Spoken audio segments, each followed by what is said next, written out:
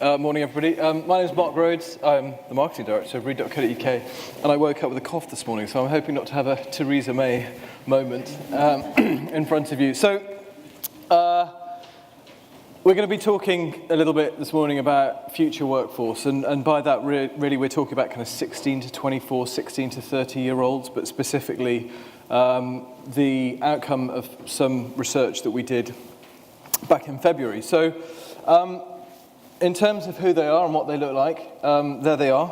There's 19.4 million of them. And they now wave mobile phones, not cigarette lighters. So health and safety has put an end to that. So I guess in terms of why this audience is important to us at Read.co.uk, and really this is all I'm going to talk about in terms of Read.co.uk today. It's not a pitch from us.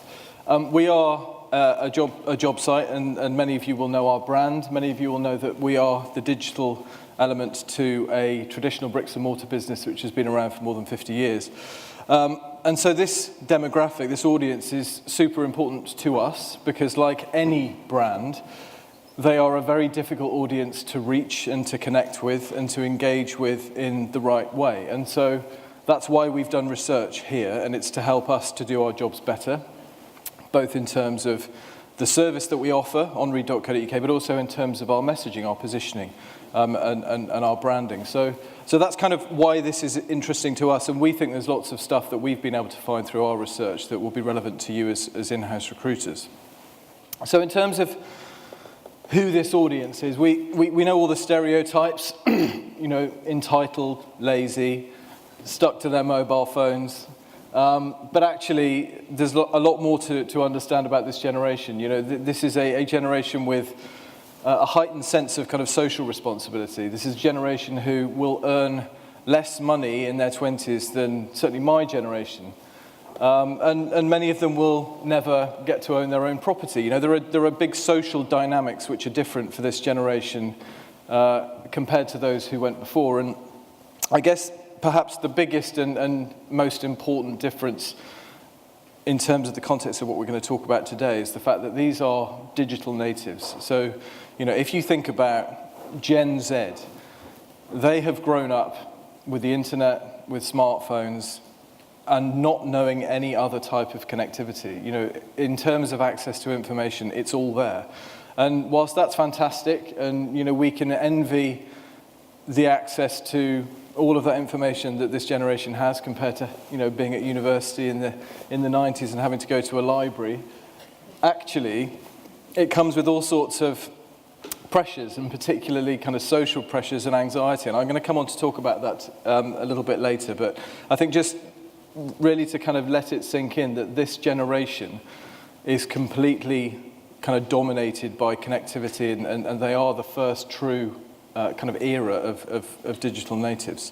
So before we go into the research, just to give you a bit of an overview of what these people do. Well, at the moment, university is still on the rise in terms of a choice made by this generation in order to start their careers. UCAS applications, you can see more than 500,000 there, and they're still going up in spite of the cost of education. And actually, in terms of what that means to graduates, the IFS, the Institute for Fiscal Studies, estimate that on average a graduate will leave university with £50,000 worth of debt, of which £5,000 is just interest, which is pretty depressing actually. And so actually if you think about a generation who is not benefiting from funded education and is leaving the education system, albeit well equipped often with the right qualifications, they're also leaving with a very heavy debt burden as well. Then there's apprenticeships. So I'm not sure, I only arrived within the last hour. I'm not sure whether the apprenticeship levy has come up yet this morning, but clearly this is an important piece of legislation which will affect all of us in business. However, there is still a lot of confusion about it, and actually I guess the impact of that is fewer people are starting apprenticeships within this age group than at any time going back to 2009. So whilst clearly the objective was to get more people into apprenticeships, the confusion, I think kind of bureaucratic delays have meant that fewer people are actually starting at the moment. I think that will change. The CIPD did some research which said that 22% of businesses don't actually know whether or not they should be paying into the levy or not. So talking to people within the Reed business, we have apprenticeship schemes within the Reed business. There was a 7-month delay before funding was made available. So I think this is an execution point. I think it's less about the validity of the idea. But as I said, the effect is fewer people are starting apprenticeships. Nevertheless, it's an important phenomenon in terms of this age group. But what about everybody else? So obviously we've talked about graduates, we've talked, or undergraduates, we've talked about apprentices, but there's still 18 million other 16 to 24s. And actually as recruiters, how do we prioritise talking and engaging with apprentices, talking and engaging with graduates, school leavers, whatever that might be? There's 800,000 NEETs in the UK, and I'm hoping you know what a NEET is, not in education, employment or training. So there are vast pools of potential candidates within this age group. And actually, I think what we want to try to do is take our research and try and help equip you with, I guess, kind of insights to help with decision-making and planning, particularly amongst this age group. So in terms of our research, this was carried out independently in February. So this wasn't a sample of Reed.co.uk's audience. It was an independent panel which was created and commissioned by us to an independent research organisation called Atomic Research. There were 2,000 was the sample size, just over 2,000, and there were 3 really kind of core areas that we were trying to kind of scratch beneath the surface of. One is, how does this generation approach looking for work and their entry to work? What does that mean? What are their attitudes and aspirations when it comes to the important factors when choosing an employer or staying with an employer? And what are the channels and the messages that resonate most when it comes to attraction and further down the line retention? So I'm just going to kind of go into some of those kind of core insights. So first of all, more than half of young adults say that their career path will be a university degree. And that might be in order to pursue a particular qualification, that might even be a kind of personal interest. But I think importantly, people who were choosing to go to university believe that by doing that, they'll clearly have more knowledge, they'll have more specialised skills, but they also think they'll be on a faster trajectory to earning more money. When it comes to apprenticeships, this is a lot lower, clearly, 10%. But the benefits that people who are entering the workforce as apprentices is that there is a belief that, well, not only will they benefit from avoiding that debt and starting to earn earlier, but they also believe that they'll be able to deal more effectively with workplace pressures, that they'll have a better work ethic because they're going into the workplace earlier. And actually, if you look at the way that apprenticeship schemes are now evolving in the age of the apprenticeship levy. I read an interview with the CEO of Capgemini who said that they anticipate that they will hire more apprentices than graduates in the future, and that actually what they're doing is focusing not on 16, 17-year-olds, but they're focusing on 18-year-olds to start apprenticeships. And as part of that, by the time those apprentices are 23 years old, they'll have a degree. And that is by doing a partnership with, I think it was Aston University, which basically enables them to build a kind of bank of talent, from a young age, but also to retain staff, because actually if there is a promise of a degree at the end of it, then that's an important element to it. 16% of young adults will go straight to work, and again, debt, starting to earn money, work ethic, and being able to deal more effectively with workplace pressures were what were perceived as being the big benefits for school leavers effectively going straight into work rather than choosing to go to university or even going into an apprenticeship. We also wanted to understand what are the big factors that influence this generation's career. And actually, this may surprise, but by some majority, 45% said that parents are the most important career influencers, which I was heartened by as a parent. That's followed by friends, teachers, peers, and then siblings. So interesting that teachers and the education system is falling so far short of parental influence here. We also wanted to know how this generation is going out to look for work and to find jobs. And so the first question we asked is, where will you start your search? And as the marketing director of a job board, I was pleased that 61% told us that is the channel that they would choose first, and that this was the biggest, followed by search engines, so clearly Google. This is a brand-savvy generation, so they will know the brands that they want to work for, and they will go and find them, and they'll go find out about them. Finally, or fourth in that list were careers fairs, so the first kind of analogue channel that they would consider.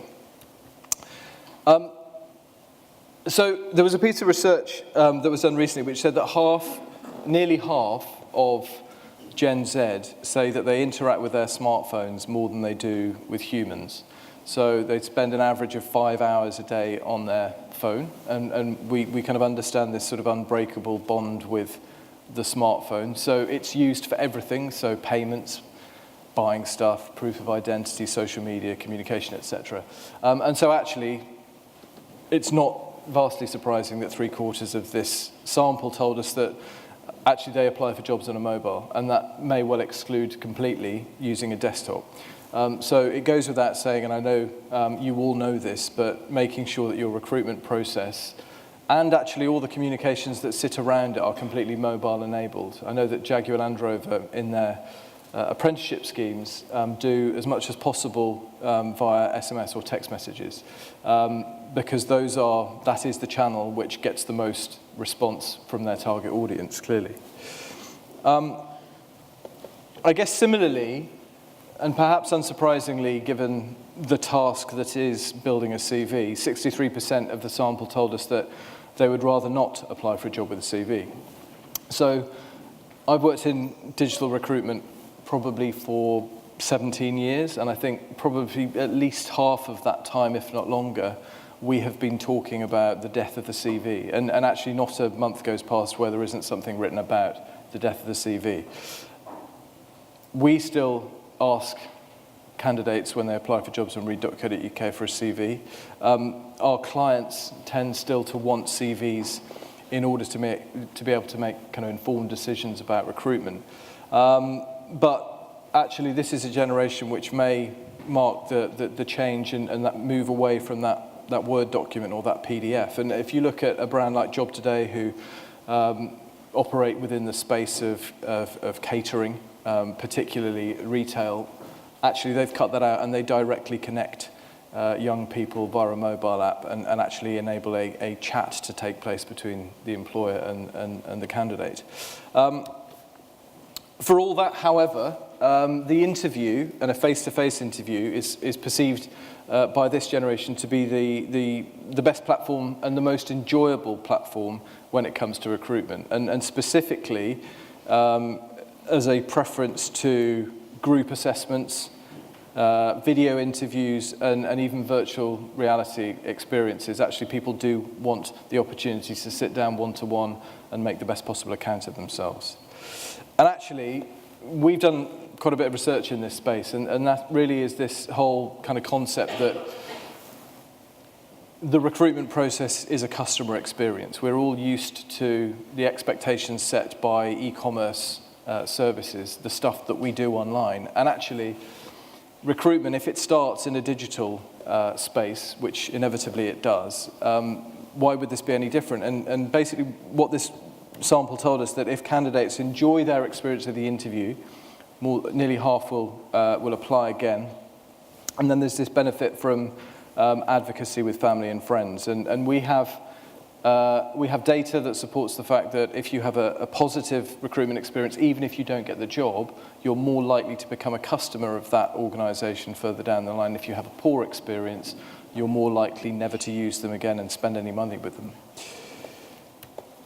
So we wanted to understand what really motivates, what are the factors which are most important to this generation. And so in order to answer that question, this was the question that was posed. And perhaps surprisingly, work-life balance comes in top. And I think it's really important to kind of qualify this a little bit. I think, certainly for my generation, I think for a lot of people, when we think about work-life balance, and by the way, this is the most important factor for Gen X and people in their 40s and 50s, that tends to be because of bigger kind of life responsibilities, picking kids up, dropping kids places. It's familial responsibilities which necessitate flexible working. And for any of you who are parents, I know that you will understand exactly what I'm talking about. I think for this generation, work-life balance means something slightly different. So our digital natives have grown up in an education system which has enabled them with technology to work wherever they like, whenever they like, and be productive however they want. Not necessarily confined to the need to be in an office between 9 o'clock and 5 o'clock in the evening. And actually this, I think, is where we're talking about work-life balance for this generation. It's this kind of understanding and familiarity with flexible working. As we move down this list, unsurprisingly, location and convenience, these tend to be lower paid jobs. They tend to be a less flexible sector within the workforce. Career progression, training and development, also important. And then finally, perks and benefits. And interestingly, salary, financial incentives, didn't figure until number 6 in this list. And so, for all of the debt that we talk about, and for all of the need to start earning, actually, if we're really pragmatic about it, these are the things that matter most. The flip side of that, obviously, is turn-offs. So what are the top turn-offs? So what would stop you, as a 16 to 24-year-old, applying for a job with this organisation? And interestingly, number 1 is negative company reviews. And I was really surprised by this one. And actually, when you stop and think about it, it makes a lot of sense. If you are looking to buy a new tennis racket, you'll do a search on Google, you'll get a bunch of results, and you'll have star ratings for each of those products. That's just one of the ways in which, I guess, kind of crowdsourced appraisal or kind of social proof cuts through in our everyday kind of digital lives. If you buy something on Amazon, amazingly, I bought a humane squirrel trap earlier this week. And I chose the one with the most ratings on Amazon. It was a product I knew nothing about, yet I was able to make what I felt was an informed enough decision based on the reviews that I saw on Amazon. And actually, if you think about Glassdoor, which you'll all be familiar with, these spaces, giving the best account of your brand, but also monitoring and managing that response is really important to this generation because it is the norm. It's how decisions are made and it's how knowledge is gathered. Confusing job descriptions. So, this is a generation who are not accustomed to applying for jobs. So the more simple the process can be made, the better. And that includes not including jargon, not including confusing and irrelevant information, and making it really, really clear what the job entails and what they're looking for. Lack of clarity on salary, again, to that confusion point. And also a disorganised interview process. Again, this is a generation of people who have anxiety. These individuals have not looked for jobs before. They don't know what to expect when it comes to going for an interview or being invited to an interview, a first, second, third, whatever that might be. And so actually, making the process as simple as possible and holding hands throughout is very, very important to 16 to 24-year-olds. We wanted to understand what defines company culture, and more than half said a fun and sociable workplace. And I think most of us would probably agree that this is important. We might not necessarily rank it as the most important. And following that was 36% said motivational leaders. So if you've got people within your organisations who you can surface to candidates of this generation, actually that's really, really important, and it's really, really motivating. And actually a quarter of 22 to 24-year-olds told us that they would choose to work somewhere with a mentoring or career coaching scheme. So if you've got a formal mentoring scheme, make sure you're talking about it as well. And then corporate social responsibility is super important for this generation. There's a lot of video running in the back of some stuff that Deloitte do as part of their recruitment. This is, again, a generation who understands and learns about this stuff at school. You know, they are the first generation who has learned about the environment and has learned about, I guess, kind of social good and ethics by organisations. And so if, like Reed, you have any kind of charity connection or corporate social responsibility scheme, then this is something that's absolutely worth talking about at the point of recruitment as well. And then there's a social presence. So we know that social media enables brands to talk with a personality and to give brands a voice. And actually, this is a really important opportunity for you to articulate your EVP. And actually, let's remember that this is not necessarily a requirement or something which is desired by young people. It's an expectation. You know, they expect to understand brands based upon what they can find online, and typically that will mean a social voice as well. And it's influential. 63% said that they will choose an employer to apply for based on social presence as well. And then those fears. So I've talked a little bit about anxiety, and the biggest fears when entering work for the first time. First of all, particularly for apprentices, for school leavers, it's this sense that I'm underqualified for the job, I don't have the right level of experience. There is this stress and this impact, or this perceived stress and impact on mental health. And it might be that this has already, or rather always existed, but actually only now are we comfortable talking about it. But this ranks highly in terms of the things that young people are worried about when it comes to thinking about their careers. And finally, not being taken seriously. And actually, if I just go to the next slide, nearly everybody that we interviewed as part of this research believe that job satisfaction is very closely linked to their happiness. And so research says that this generation, who have had to grow up with everybody looking at what they do on their social profiles and a huge amount of pressure, this generation has more or higher levels of anxiety than any generation before it. And, you know, actually, if you are a young woman and you're comparing yourselves to lives that don't really exist, like a YouTuber, and I'm going to take Zoella as an obvious example because she's very well known, but, you know, clearly, actually, if these are the role models or these are the figures to whom you aspire to be like, then you're going to feel fairly stressed and you're going to feel fairly disappointed a lot of the time.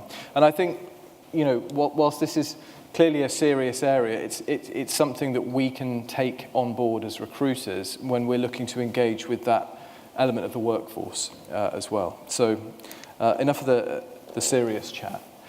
We also do a piece of research every couple of years at read.co.uk where we try to understand which organisations are most popular in terms of who our audience would like to work for. And so what we did, again in February, we asked the same question, but we restricted it just to 16 to 24-year-olds.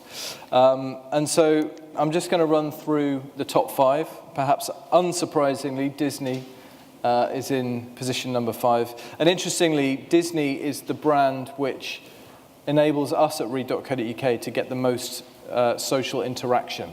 And by that, I mean, if we post anything about Disney as one of our clients on our Twitter or our Facebook pages, then everybody seems to know somebody who would want to work at Disney. And so it's something which gets shared multiple times. So a very popular brand within this demographic. Next is Lush, and I don't know whether we've got anyone from Lush here.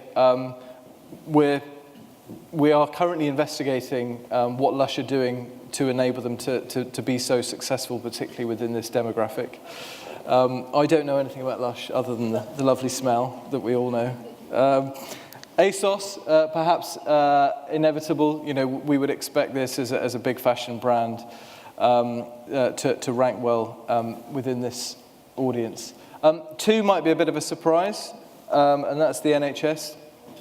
But actually, again, if you think logically, if you are somebody who has studied medicine, you've studied nursing, for however long you've studied nursing, actually this is where you want to go and work. And there are a whole set of reasons, for all of the negative publicity, for all of the kind of funding crises, for all of the winter pressures, actually people still want to go and work for the NHS. And so it ranks well here. And then finally, number one, does anyone want to, you'll all guess who it is. Anyone?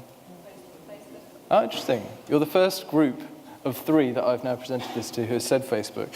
So it's actually Google. Facebook don't even make the top 5. And I suspect that trend will continue given the current news. So Google does well here. It's probably worth saying that actually if you expand this out to all adults, the number 1 brand, and consistently the number 1 brand, doesn't even make the top 5 here, and that's Virgin. And actually, we've always been able to explain that because Virgin operates in multiple sectors, multiple disciplines. It's a British brand. But it's surprising that perhaps it's not connecting as effectively as some of these brands, specifically with that 16 to 24-year-old audience. Just to summarize, work-life balance, being supportive in early careers, and actually well-being, mental or otherwise, are really, really important in terms of how effectively we as recruiters talk to this audience. Keep your recruitment process super simple. This is not an experienced audience. They don't know what to expect. They don't know what's going to happen. And actually, the simpler you can make it, the clearer you can make it, and making sure it's mobile enabled will ensure that you minimize drop-off. If you're doing stuff which is good in the community, socially, for charity, whatever it might be, if you've got a CSR plan, make sure that you're articulating that as part of your EVP to this audience. Apprenticeships, for all of the confusion, can be a really good way to complement your early careers workforce, or even to drive your early careers workforce, and it may be that they act as a complement to your graduate schemes. And then finally, parent power still matters even to digital natives. So if you are parents or if you're going to become parents, make sure you take advantage of that and make the most. So that's it from me. So thank you very much. Cheers.